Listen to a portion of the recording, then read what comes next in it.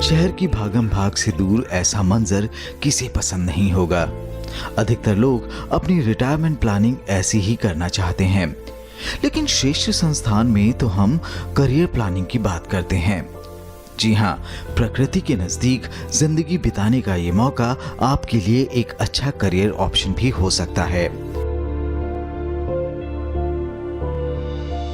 लेकिन यहाँ जिंदगी को बेहतरीन बनाने के लिए आपको साइंस और टेक्नोलॉजी का बेहतरीन ज्ञान होना बहुत जरूरी है, और इस तरह की खेती के लिए आपको तैयार करता है भारतीय कृषि अनुसंधान संस्थान यानी पूसा इंस्टीट्यूट। ये देश में अपनी तरह का पहला और विश्व का जाना माना इंस्टीट्यूट है जो नई दिल्ली में स्थित है।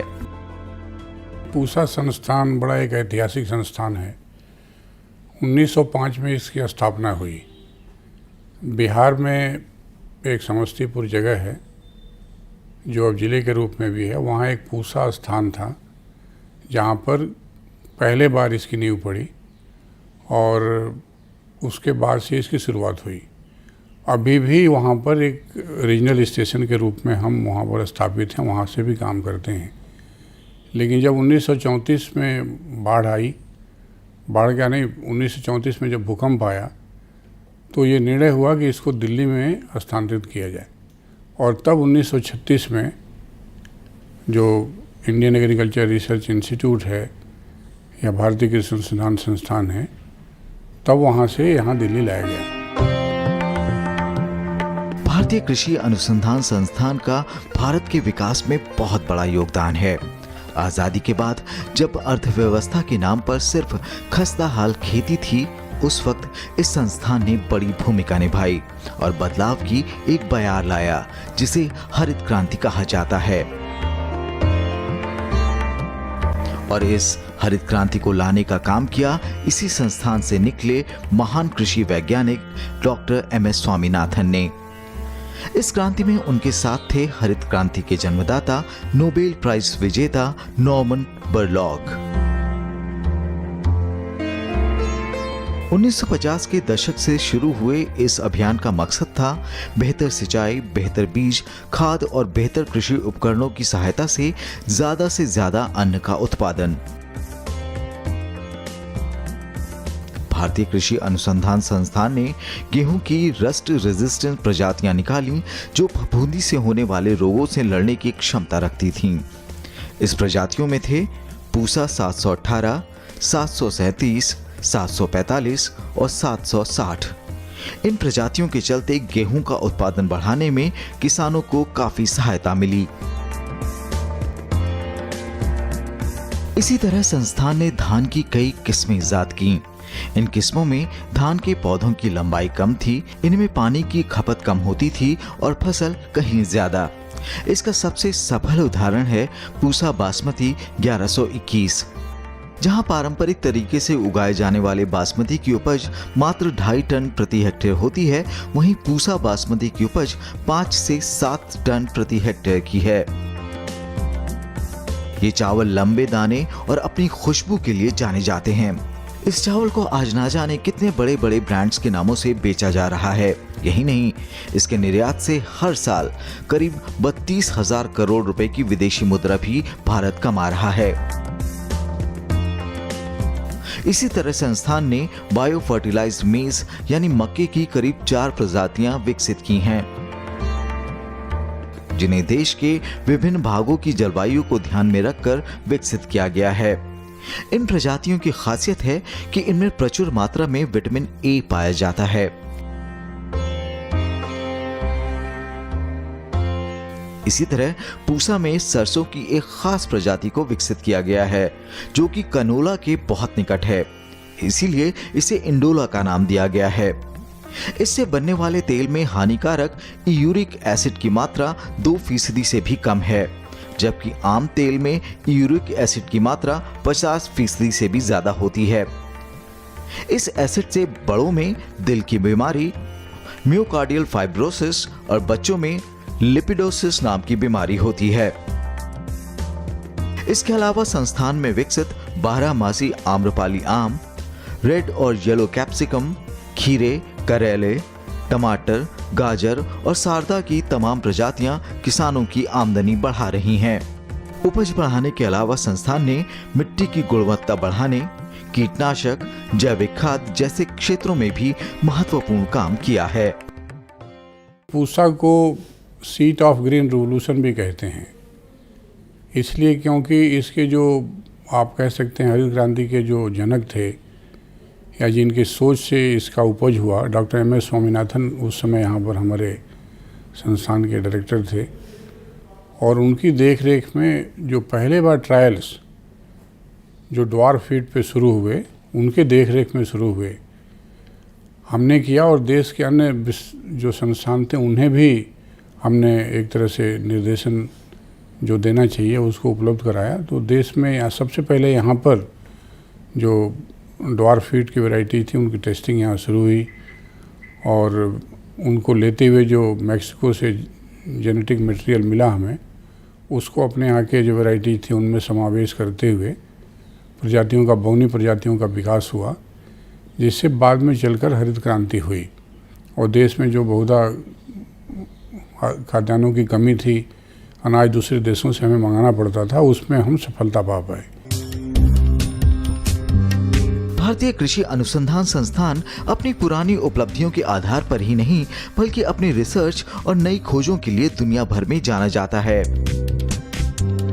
आज भी यहाँ के विभिन्न विभागों में स्थित state of the art labs में उच्च दर्जे के अनुसंधान कार्यक्रम चल रहे हैं।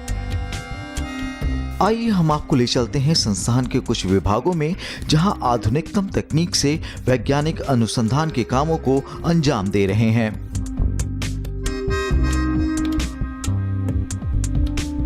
यह है भारतीय कृषि अनुसंधान संस्थान की महत्वपूर्ण इकाइयों में से एक फाइटोट्रॉन फैसिलिटी। ये एक तरह का लैब है जहां पर आकर देश दुनिया की विभिन्न संस्थाएं अनुसंधान का कार्य करती हैं।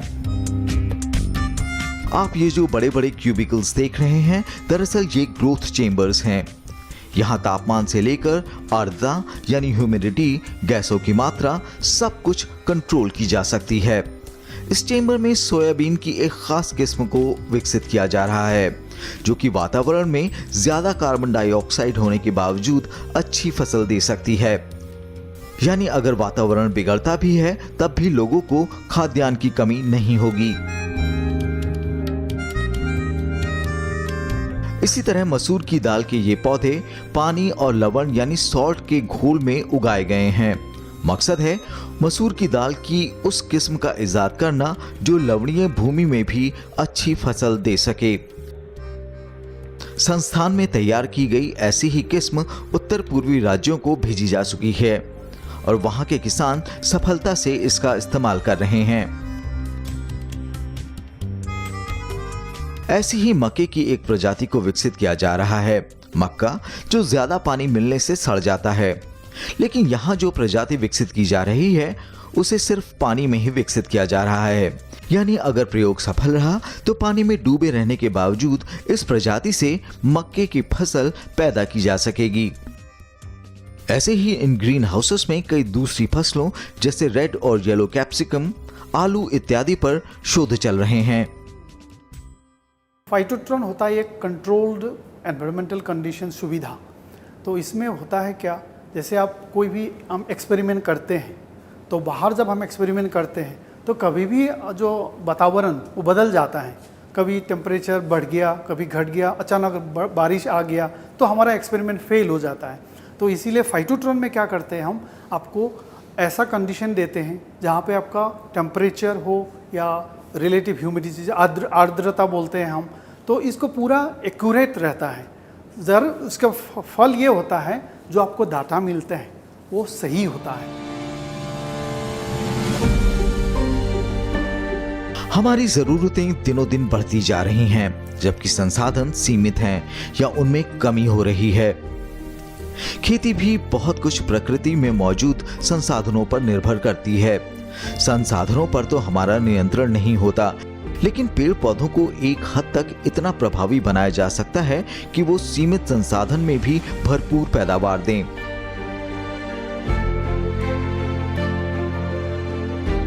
कुछ इसी तकनीक पर काम करती है भारतीय कृषि अनुसंधान संस्थान की ये कार्यशाला नानाजी देशमुख प्लांट फिनोमिक्स सेंटर, जिसका उद्घाटन प्रधानमंत्री नरेंद्र मोदी ने किया था। 45 करोड़ रुपए से बनी इस लेबोरेटरी में 4 ग्रीन हाउस और 8 फेनोटाइपिंग सेंसर्स मौजूद हैं। ये फिनोमिक्स की विश्व की सबसे बड़ी प्रयोगशाला है। लैब की इस कन्वेयर बेल्ट पर जो पौधे चल रहे हैं, दरअसल वो इस तरह के 4 ग्रीन हाउसेस में अलग अलग परिस्थितियों में रखे गए हैं। इन्हें अलग अलग मात्रा में पानी, आर्द्रता, तापमान इत्यादि मुहैया कराया जाता है। लेकिन आप सोच रहे होंगे कि इस कन्वेयर बेल्ट पर ये पौधे क्या कर रहे हैं। ये समझ लीजिए कि कंट्रोल्ड एटमॉस्फेयर में रहने के बाद ये पौधे फुल बॉडी चेकअप के लिए जा रहे हैं। यानी यहाँ इनकी लंबाई, इनके वजन, इनकी बाहरी सेहत, इनकी आंतरिक सेहत, सबके बारे में रिसर्च की जाती है। इस चेंबर में लगे कैमरों से इन पौधों को स्कैन किया जाता है। पहले जो फोटो निकलती है वो सामान्य RGB यानी रेड, ग्रीन और ब्लू फॉर्मेट में होती है, लेकिन कैमरे में लगे सेंसर्स इस फोटो का और ज्यादा एनालिसिस करते हैं। बाद में एक फोटो निकलती है जिसमें पत्तियों पर लाल, हरे और पीले रंग के पैचेस यानी धब्बे देखने को मिलते हैं। इस प्रयोग से वैज्ञानिक पौधे को नुकसान पहुंचाए बिना ये पता लगा सकते हैं कि कम पानी और कम खाद में भी पौधे की ये किस्म कितने प्रभावी रूप से पनप सकती है। पहले इस तरह के प्रयोग के लिए न जाने कितने ही पौधों को नष्ट करना पड़ता था और ये पूरा प्रोसेस भी काफी लंबा हुआ करता था। भारत में सबसे बड़ा फिनोमिक्स की फैसिलिटी हमने बनाई है और इसका उद्देश्य ये है कि जो क्लाइमेट चेंज की बात हम करते हैं कि पर्यावरण में बदलाव आ रहे हैं, उससे निपटने के लिए जो प्रजातियों का विकास होना चाहिए, चाहे गेहूं की प्रजाति हो या धान की हो या दलहन की हो, तिलहन की हो, तो उन प्रजातियों को विभिन्न तापक्रम के ऊपर हम फिनोमिक्स में ऐसी फैसिलिटी पूरी तरह से कंट्रोल्ड है जिसमें टेम्परेचर और कूलिंग सभी कंट्रोल्ड है, तो उसमें उसको ग्रो करते हैं, उस फसल को उगाते हैं और ये देखते हैं कि अनेक जो तापक्रम में भिन्नता है 5 से 25 डिग्री तक, उस भिन्नता पर कोई एक तरह का जो पौधा है वो कैसे व्यवहार करता है और जो उसको 3D इमेजिंग जो करते हैं वो इमेजिंग को बराबर रिलेट करते हैं साइंटिफिक जो डेवलपमेंट उस प्लांट का है उससे, और देख करके पता करते हैं कि इस प्लांट का व्यवहार कैसा है।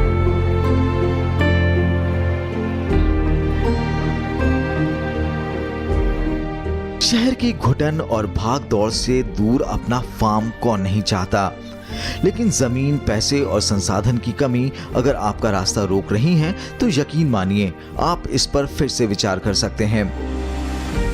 दरअसल पूसा इंस्टीट्यूट ने कम जमीन में मुनाफे की खेती का एक मॉडल तैयार किया है जिसका नाम है इंटीग्रेटेड फार्मिंग सिस्टम मॉडल, जिसके तहत आप 1 हेक्टेयर से लेकर 2 या 3 हेक्टेयर तक के मॉडल फील्ड्स तैयार कर सकते हैं। इन मॉडल फील्ड्स की खासियत ये होती है कि इसमें आप खेती पर आधारित नहीं होते हैं। इसमें आप मछली पालन से लेकर डेयरी तक का इस्तेमाल कर साल भर की कमाई सुनिश्चित कर सकते हैं। आइए हम आपको एक ऐसे ही मॉडल से रूबरू कराते हैं। यह जो आप तालाब देख रहे हैं, इनमें मछली पालन किया जा रहा है, जिसके तहत कतला, रोहू और मृगल मछलियां पाली जाती हैं। ये तालाब बतखों के लिए भी काम आता है। बतखों का इस्तेमाल अंडों के लिए होता है। प्रोटीन ज्यादा होने के कारण ये अंडे आय का अच्छा स्रोत हैं। आपको ये जानकर हैरानी होगी कि एक बत्तख सालाना लगभग 300 अंडे देती है। तालाब का पानी हर 35 से 40 दिन बाद बदला जाता है, लेकिन मछलियों और बतखों के खाने के कारण इस तालाब में नाइट्रोजन की मात्रा और बढ़ जाती है, जिससे खेतों के लिए ये और भी लाभदायक हो जाता है। इसी तालाब से लगा मुर्गियों का दरबा है, जिसमें कई किस्म की मुर्गियां हैं। इनके अंडे भी दैनिक आय का अच्छा स्रोत हैं। इस मॉडल में एक डेयरी को भी जगह दी गई है, जहां बिना मिलावट का ऑर्गेनिक दूध इस वक्त निकाला जा रहा है। इस दूध की शुद्धता का राज इन गाय को दिए जाने वाले चारे में है। ये चारा न सिर्फ ऑर्गेनिक तरीके से उगाया जाता है, बल्कि इसमें कैल्शियम और दूसरे तत्व भी शामिल किए जाते हैं। इस 1 हेक्टेयर के मॉडल में जरूरी है कि ऐसी फसलों को उगाया जाए जो कम से कम जमीन और कम से कम समय में ज्यादा से ज्यादा मुनाफा दें। इसी बात को ध्यान रखते हुए यहाँ लौकी, भिंडी, बेबी कॉर्न और मक्के की फसलों को लहलाते हुए आप देख पा रहे हैं। इसी 1 हेक्टेयर जमीन पर नर्सरी को भी शामिल किया जाता है। रोचक बात यह है कि आप इस मॉडल को अपनाकर सालाना 3 लाख रुपए से भी ज्यादा की कमाई कर सकते हैं। इस मॉडल को मैनेज करने वाला agronomy division national resource management के विद्यार्थियों को भी प्रशिक्षण दे रहा है। इंटीग्रेटेड फार्मिंग सिस्टम मॉडल, ये आपने देखा होगा कि केवल खेती के ऊपर निर्भर रह के किसान अपनी आजीविका नहीं सुनिश्चित कर सकता। उसको भरण पोषण के लिए चावल और गेहूं के साथ दालें चाहिए, तेल चाहिए, सब्जियां चाहिए, फल फूल व मीट मछलियां भी चाहिए, अंडे भी चाहिए। तो उसके लिए सारे इंटरप्राइज को एक किसान जिसके परिवार में 5 से 6 सदस्य हों, उसको क्या भरण पोषण की आवश्यकता होती है, उस हिसाब से इनको 1 हेक्टेयर के मतलब 2.5 एकड़ के एक मॉडल पर रखा गया है। और वहाँ पे उनका आपस में ऐसा समावेश किया गया है कि बाज़ार से कम चीज़ें लाई जाएं, ज़्यादा से ज़्यादा उत्पादन हो। और ये पाया गया है कि लगभग 50% तक फर्टिलाइज़र का प्रयोग जो बाज़ार से बाहर से खरीद के आता है, इससे कंट्रोल में आ गया है, कम किया गया है।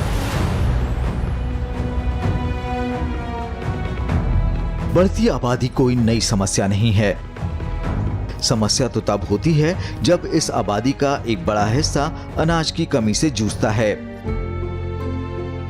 पूसा संस्थान का देश के अनाज उत्पादन में योगदान हमारी और आपकी सोच से परे है। पूसा इंस्टीट्यूट का आनुवांशिकी यानी जेनेटिक्स विभाग अनाज की नई किस्मों का विकास करता है। ऐसी किस्में जिसमें प्रोटीन और दूसरे खनिज की मात्रा ज्यादा होती है। ये जानकर आपको हैरानी जरूर होगी कि देश में हो रहे 104 मिलियन टन गेहूं के उत्पादन में 60% यानी लगभग 55 मिलियन टन गेहूं पूसा की किस्मों का होता है। आज पूसा संस्थान उनके द्वारा विकसित सालाना 4.5 मिलियन टन बासमती चावल का विदेशों में निर्यात कर 32,000 करोड़ रुपए की विदेशी मुद्रा अर्जित की जाती है। संस्थान का जेनेटिक्स डिवीजन बाजरे की फसल में ज्यादा आयरन और जिंक के साथ साथ ही मक्के की फसल में अमीनो एसिड की प्रचुरता वाले किस्म भी विकसित कर चुका है।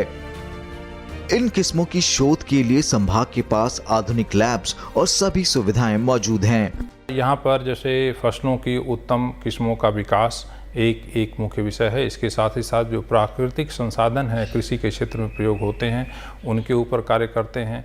तमाम तरह की जो बीमारियां या कीड़े अलग अलग फसलों में लगते हैं उनके बारे में अध्ययन और किस प्रकार से उनका नियंत्रण किया जाए। इस बात से तो नकारा नहीं जा सकता कि बनती बिगड़ती लाइफस्टाइल के इस दौर में हमारे खाने की गुणवत्ता न सिर्फ गिरती जा रही है बल्कि साथ ही मिलावटी या बीमारू खाना हमारे घरों में अपनी जगह बना चुका है। पूसा इंस्टीट्यूट ने अपनी दीवारों के इस दायरे में इस बात की व्यवस्था की है कि खाने को वायरस और हानिकारक कीड़ों से कैसे बचाया जाए। संस्थान के प्लांट पैथोलॉजी संभाग में मौजूद वायरल रेफरल लेबोरेटरी में आपके खाने में पाए जाने वाले वायरस की जांच के लिए एक किट बनाई गई है, जिसका इस्तेमाल देश की लगभग सारी वायरस लैब्स में किया जाता है। आप ये जो टेस्टिंग ट्रे में पीले सैंपल्स देख रहे हैं, इसमें मौजूद है आपका खाना दूषित करने वाला वायरस। इस प्रयोगशाला में सालाना लगभग 1500 सैंपल्स की जांच की जाती है, जिसमें अधिकतर सैंपल्स गन्ने और केले के होते हैं। फसलों में कीड़ा लगने से बचाने के लिए इंस्टीट्यूट में नेमाटोड डिवीजन में ऐसी ही एक प्रयोगशाला मौजूद है। इस लैब की खासियत यह है कि केमिकल्स का इस्तेमाल किए बिना इन कीड़ों पर नियंत्रण किया जाता है, जिससे फसलें खराब तो नहीं होती, साथ ही केमिकल से बचे रहने की वजह से स्वास्थ्य के नजरिए से भी सुरक्षित बनी रहती हैं। विषाणुओं पे हमारे पास बहुत ही हाई लेवल का रिसर्च चलता है, जिसमें जैसे कि आपको पता होगा विषाणु मतलब जो वायरल डिजीज़ हैं, इनकी रोकथाम करना एक बड़ा मुश्किल जटिल कार्य है। उसमें हमारा बहुत एडवांस वर्क चलता है यहाँ पर कि हम उनको कैसे उनकी पहचान करें कि ये कौन सी वायरस है, और उसके ऊपर जीनोमिक स्टडीज़ हम कर रहे हैं यहाँ पर, और उनके नए नए तरीके खोज रहे हैं जिनमें कि ट्रांसजेनिक क्रॉप्स, उसका भी हमारे यहाँ कार्य हो रहा है। ये डिवीज़न जो है सूत्रकृमि विभाग पूसा इंस्टीट्यूट में 1966 में इस्टेब्लिश किया गया है। 1969 से MSc PhD प्रोग्राम्स शुरू हुए हैं। तब तक 3 साल डिवीज़न में सिर्फ रिसर्च और इस्टेब्लिशमेंट चलता रहा, और इस डिवीज़न में मेनली हम ये सूत्रकृमि जो निमेटोड इंग्लिश में कहते हैं, इसके ऊपर हम काम करते हैं। पूसा इंस्टीट्यूट में विद्यार्थियों के प्रशिक्षण और आपके खाने की सेहत का ख्याल रखने के लिए वैसे तो कई प्रयोगशालाएं मौजूद हैं, लेकिन साल 1955 में शुरू की गई मिट्टी की जांच करने वाली लैब में कुछ खास बात है। यहाँ मिट्टी के सैंपल्स को जांचकर ये पता लगाया जाएगा कि ये कितनी उपजाऊ है और इसमें कौन सी चीज उगाना ठीक रहेगा। कई बार किसान जरूरत से ज्यादा फर्टिलाइजर का इस्तेमाल कर फसल और मिट्टी दोनों को ही खराब कर लेते हैं। ऐसे में इस लेबोरेटरी में इस बात की आप जांच कर सकते हैं कि आपकी मिट्टी में कितने पोषक तत्व मौजूद हैं। प्रयोगशालाओं में अपनी ही तरह का एक लैब पेस्टिसाइड रेफरल लेबोरेटरी भी संस्थान में मौजूद है। खेती में सिर्फ बीज या बेहतर उपजाऊ मिट्टी से ही अच्छे परिणाम नहीं मिलते, फसलों को खराब होने से बचाना उतना ही जरूरी है। अक्सर फसलों में कीड़े लगना आम बात है। इस मुश्किल को दूर करने के लिए कीटनाशकों का इस्तेमाल किया जाता है, लेकिन ये कीटनाशक आपके स्वास्थ्य से खिलवाड़ ना करें, इसे सुनिश्चित करने के लिए ये लैब सैंपल्स की जांच कर पेस्टिसाइड से आपकी सेहत की सुरक्षा करता है। सॉयल की लेबोरेटरी भी यहाँ पे बड़ी रेफरल लेबोरेटरी है, पेस्टिसाइड्स की भी रेफरल लेबोरेटरीज है। और रेफरल का मतलब ये है कि यदि किसी गुणवत्ता का मापदंड कराना हो तो ये लैब है जो कि उसको कर पाएगी। जैसे पेस्टिसाइड किसी चीज़ के लिए बना और वो पेस्टिसाइड क्या वैसा ही व्यवहार कर रहा है कि नहीं, तो वो जो रेफरल लेबोरेटरी है वो उसका आंकलन करती है, जांच करती है और फिर बताती है। तो पेस्टिसाइड्स को एक तरह से आप कह सकते हैं प्रयोग में लाया जाता है। वैसे तो साल 1958 में ही भारतीय कृषि अनुसंधान संस्थान यानी पूसा इंस्टीट्यूट को डीम्ड टू बी यूनिवर्सिटी का दर्जा दे दिया गया था, जिसके बाद से ही संस्थान में MSc, MTech और PhD के कोर्सेज पढ़ाए जाते हैं। सालाना लगभग 350 विद्यार्थी इंस्टीट्यूट के 26 संभागों में रिसर्च और पोस्ट ग्रेजुएट के कोर्सेज के लिए दाखिला लेते हैं, जिनमें 70% से भी ज्यादा स्टूडेंट का प्लेसमेंट कोर्स खत्म होने के साथ ही हो जाता है। फरवरी 2018 तक पूसा इंस्टीट्यूट कुल 4025 विद्यार्थियों को MSc, 47 स्टूडेंट्स को MTech और कुल 4791 PhD अवार्ड कर चुका था। इंस्टीट्यूट में पढ़ाई कर रहे इन विद्यार्थियों के लिए हॉस्टल की सुविधा भी मौजूद है। संस्थान में अपनी तरह की एशिया की सबसे बड़ी एग्रीकल्चर लाइब्रेरी भी है, जहां agriculture physics, microbiology, molecular science, plant pathology, soil science और वाटर टेक्नोलॉजी से संबंधित किताबें पढ़ी जा सकती हैं। संस्थान के कार्य और इसकी महत्वता को ध्यान में रखते हुए सरकार ने असम और झारखंड में भी भारतीय कृषि अनुसंधान संस्थान की स्थापना की है। जिन छात्रों का भी यहाँ पर प्रवेश होता है उनको हम फेलोशिप देते हैं MSc में और PhD में। साथ ही उनके रहने की व्यवस्था यहाँ पर छात्रावासों में की जाती है। छात्रावास में मेस भी है और क्रीड़ा की व्यवस्था है, ताकि वो स्वस्थ रहें, खेल कूद में भाग लें और अच्छी तरह से अपनी पढ़ाई लिखाई कर सकें। और इसके साथ ही साथ हमारा एक जो है स्वामीनाथन पुस्तकालय है, बहुत बड़ा, एशिया का सबसे बड़ा कृषि के क्षेत्र का पुस्तकालय है, जिसमें हर तरह की पुस्तकें उपलब्ध हैं, जहां पर जाकर छात्र अध्ययन करते हैं।